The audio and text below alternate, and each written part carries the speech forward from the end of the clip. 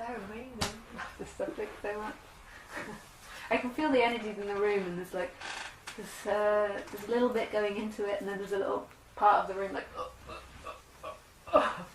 I need to do something. You really don't. It's like, no, I need to do something else, something other. And there really isn't something else. So that energy that's wanting something else, that energy that wants to get somewhere, isn't true. This is the illusion. This is what needs to be explored.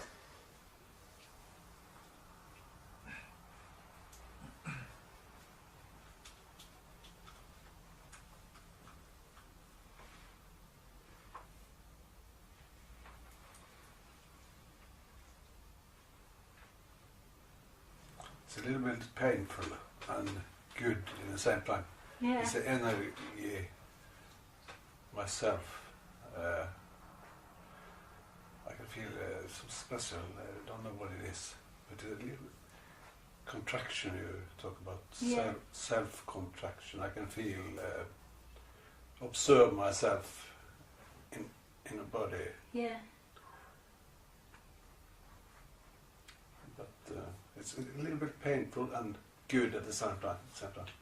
That's really nice. I think explain it. Yeah, no, I think that's when the awakening's happening. So when this is resonating, because the natural, so presence, even though it doesn't have or contain a colour, because it's not anything, but it's so free in a way.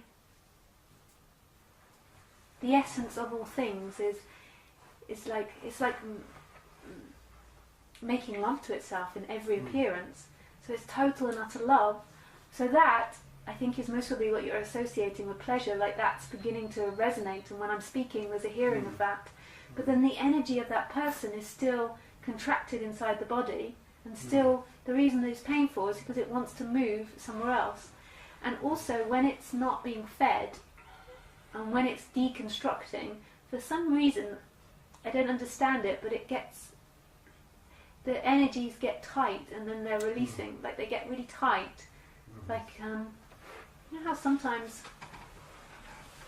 I think when you hurt, no, I don't know if that's true, I was going to say about hurting yourself, but there's something about the energies, in waking up, people's energies, that contraction gets really, really tight at points, and then it's releasing and tight and releasing. But even that contraction, that sense of discomfort, that sense of the person that's bound, and the reason why it's uncomfortable is because it's trying to move.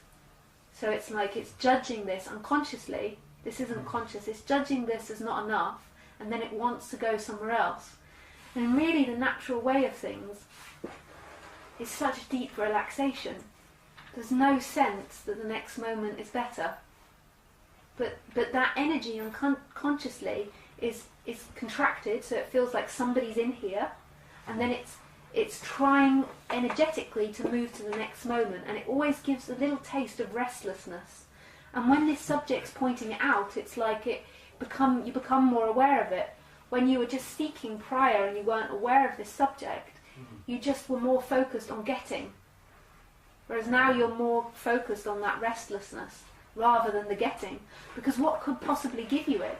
What could possibly relax that energy? No matter what you imagine, it won't work. It just relaxes when it relaxes. And the only thing that needs to happen and will happen is the exploration of it. And that's happening, like we're doing that exploration. And even by going into non-duality, there's been an exploration of it.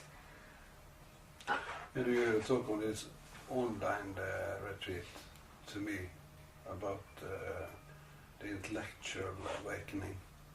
He's the intellectual, yeah. And you said, because I told you that I don't believe in myself only as a sound, Asbjørn, it's a sound, and my thoughts, I feel that they are like sounds. Yeah. And I don't believe in.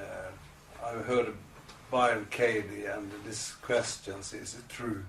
Yeah. And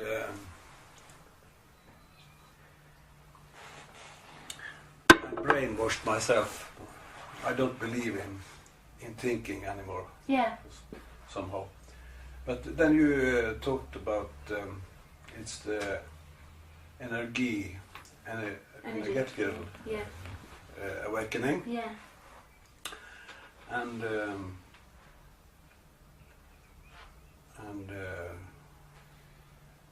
yeah, you said you will not feel the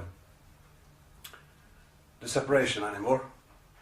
Sometimes it will happen that you don't feel the separation. We will be oneness, I think, or something like that. So. I don't remember our conversation. Yeah, but But I normally do define the two. Like I say that there's this energetical awakening and the intellectual awakening. And really it's just me trying to define two different. There's so many different awakenings that happen. I mean, even the way that you say you've reconditioned yourself into not believing in your thinking, that's a really beautiful thing. Yeah. That's a huge freedom as compared to what you were before when you believed everything. Like when people are being totally thrown around by their thoughts all the time, they don't even know their thoughts. They just think that's reality. So that's a beautiful thing. But particularly the way I speak, there's two big awakenings that happen. There is this awakening that can happen where it's recognized. So I'm sure there's quite a few people had this here, where it's recognized that either that you as that separate entity aren't the experiencer of life, or that you don't exist. And it's a split second where everything clears, and then it's seen so clearly that separate you isn't the experiencer. There is something else grander, bigger experiencing this, and it's kind of recognized. And after that awakening, that's always kind of tasted. Even though sometimes you feel like you've got it, you've lost it, you've tasted that. Like that's known. And I would say that's more the intellectual awakening, because it's not the energetical awakening of the seeking collapsed, but normally that happens first. Then after that, the energy of the seeker collapsed. So that energy of a person that's always trying to get things in the next moment collapse. And that's the end of suffering. That a lot of people stop at that first stage that I'm talking about, and then they think that's it. That recognition is enough. But the other thing is nothing you can do with that. You have to. You can't feel that you will go away. Or no, but you can't. I don't know what. But no, there is nothing that you can. You said you could feel that you wasn't separate anymore. But who can do that? Who can feel that?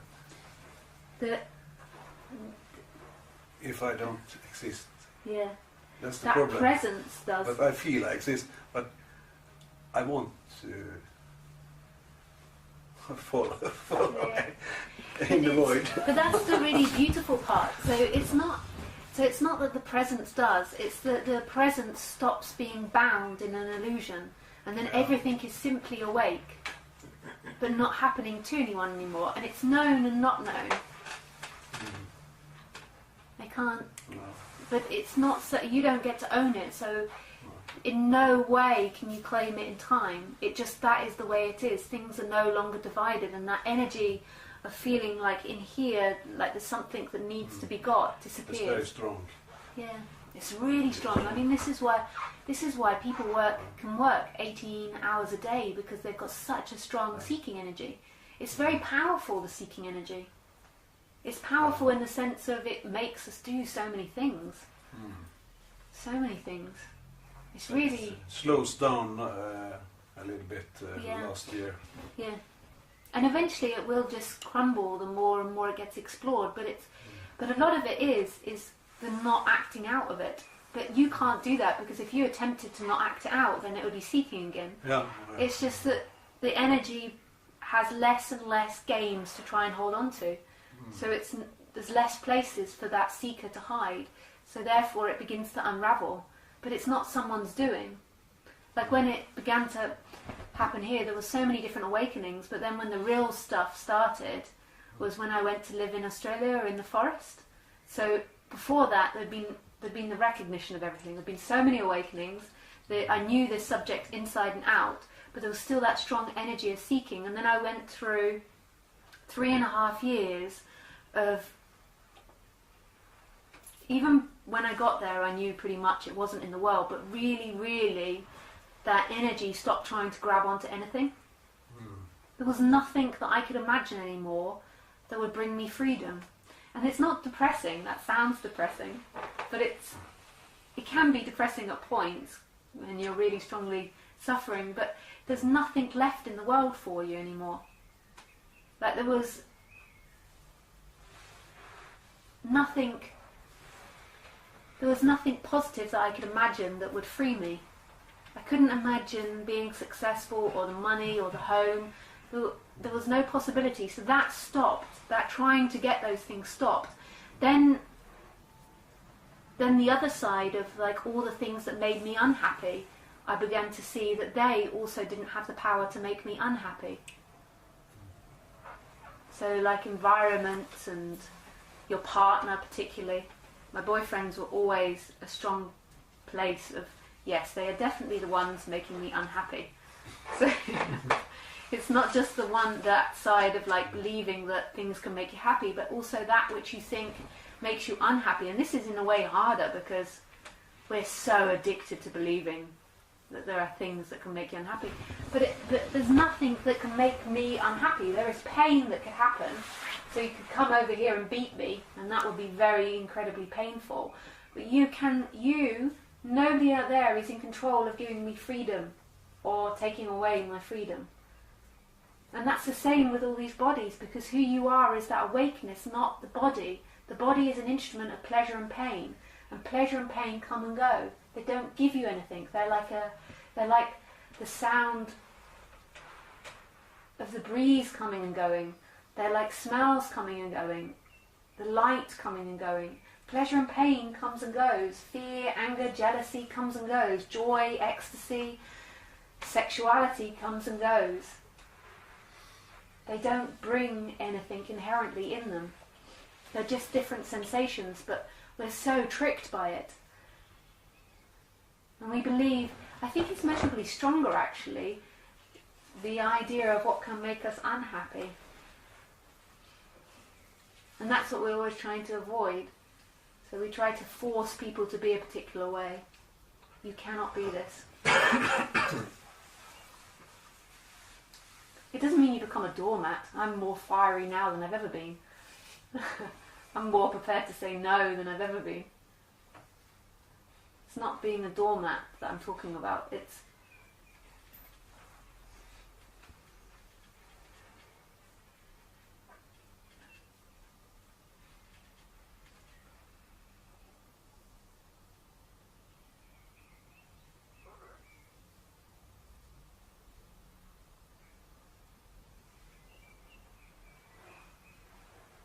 so beautiful. There's nothing that can make you unhappy. And mine's like, well, I think there is through my work. And you see, you feel victim to everything because you have your idea of your work and your money. But because you believe that you have to be someone, you're hooked into the game that you have to work. And you measurably don't want to work. But you're hooked into the fear of it. But there's the security. I don't want to leave the job. I want the money. I want the security of it. Yeah. And I worked, had a work, and I didn't like it. And that have been very many changes in the way I live. Yeah. But the last thing, I don't want to give up my security job and all of this has to be money explored. But these energies, you don't have to just, I'm not saying quit and be that radical, like go home and quit. But all of those energies need exploration. And it's not you exploring it, but the energy needs to explore it. That is it true? I mean, this is what this is what everybody's doing in society, and this is how society keeps going on, and actually being really unfair as well. I'm not pro the working out of our society, because it makes us all feel like that. The most radical thing you can do is to see that your freedom isn't dependent on that. It really, really takes courage, though. Yeah. This part is really scary. It's really scary, the idea of not having money, these coins that we transfer from food and feeling stuck.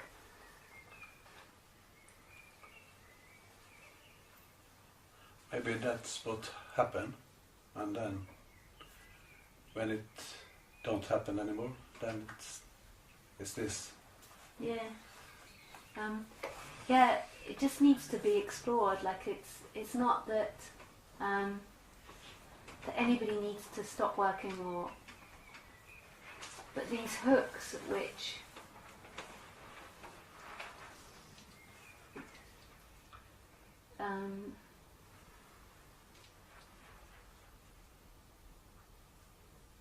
well, I mean, I suppose there's a reason why the Buddha and Jesus were, not Buddha, Jesus, Ramana and Jesus were homeless. Like, because often with the trading of money, there is a trading of yourself as well. If you don't feel like you trade that, then it doesn't matter, but often people, when I say that, I mean like you're selling yourself. Like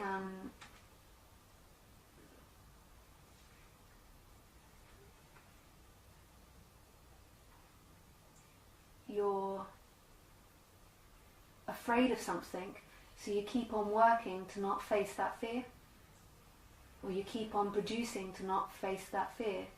So it's not that I'm against work in any way, but most people work to keep an identity, and because they're too scared to stop, which doesn't seem like the basis for a happy life.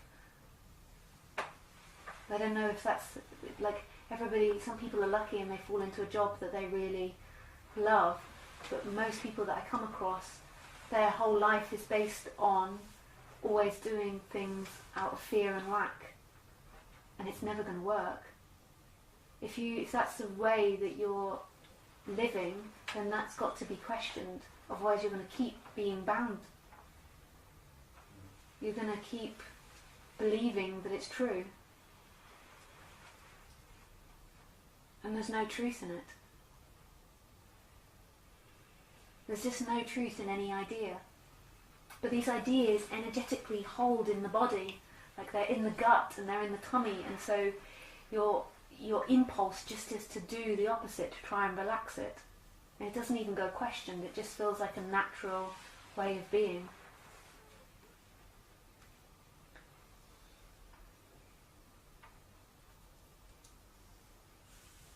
Well, we're going to take a break now.